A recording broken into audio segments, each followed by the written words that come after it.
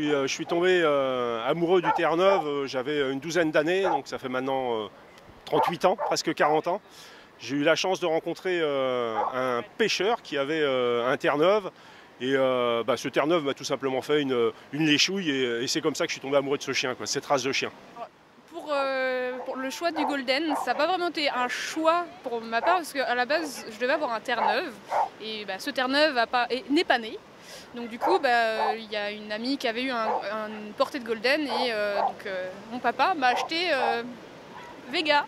Ouais, avec ma fille on gère ça relativement simplement puisqu'elle a commencé à venir avec nous dès 1994 et elle a tout de suite attrapé le virus et on a aucune difficulté dans notre discipline, même maintenant qu'elle est bien grande et qu'elle a pris la suite.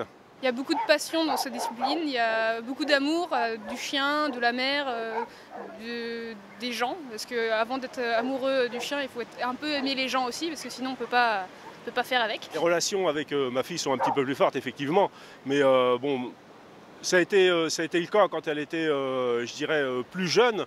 Il a fallu la cadrer un petit peu. Mais maintenant, elle en connaît autant que moi, voire plus, et elle est surtout beaucoup plus proche de la compétition que moi je n'ai pu l'être. La relation que j'ai avec mon père est très fusionnelle en fait. Même au bord de l'eau, on n'a pas besoin de beaucoup de se parler pour se comprendre. Mes chiens ramènent mon père au bord du rivage, c'est toujours très drôle même au départ. Si vous voulez, quand on a des petits noms que je donne à mon papa, quand je motive mon chien, c'est « Allez, on va chercher papy ».